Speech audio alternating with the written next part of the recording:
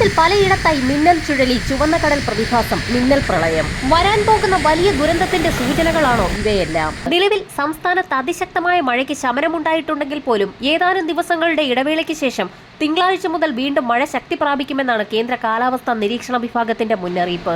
മഴയ്ക്കൊപ്പം അതിശക്തമായ മിന്നൽ ചുഴലികൾക്ക് വരെ സാധ്യതയുണ്ടെന്നാണ് മുന്നറിയിപ്പിൽ വ്യക്തമാക്കിയിട്ടുള്ളത്.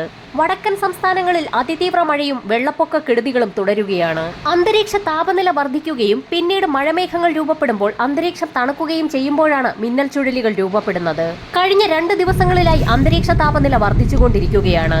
വരും ദിവസങ്ങളിൽ പുതിയ മഴമേഘങ്ങൾ രൂപപ്പെടുന്ന സാഹചര്യത്തിൽ അന്തരീക്ഷം വീണ്ടും തണുക്കുകയും അത് മിന്നൽ ചുഴലികൾക്കും ശക്തമായ മഴയിലേക്കും നയിക്കാൻ കാരണമാകും. ശനിയാഴ്ച വരെ സംസ്ഥാനത്ത് എല്ലാ ജില്ലകളിലും ഗ്രീൻ അലർട്ടാണ് പ്രഖ്യാപിച്ചിട്ടുള്ളത്.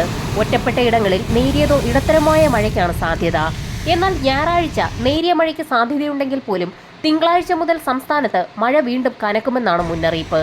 വടക്കൻ കേരളത്തിലാണ് അതിശക്തമായ മഴയ്ക്ക് സാധ്യതയുള്ളത്. കനത്ത മഴയ്ക്കും മിന്നൽ ചുഴലികൾക്കും വെള്ളപ്പൊക്കത്തിനും പിന്നാലെ ചുവന്ന കടൽ പ്രതിഭാസം ആശങ്ക ഉയർത്തുകയാണ്.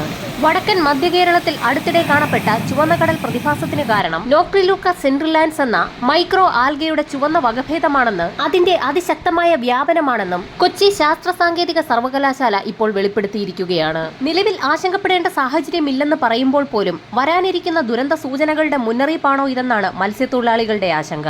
നിലവിൽ കേരള, കർണാടക, ലക്ഷദ്വീപ് തീരങ്ങളിൽ മത്സ്യബന്ധനത്തിന് വിലക്കേർപ്പെടുത്തിയിട്ടില്ല.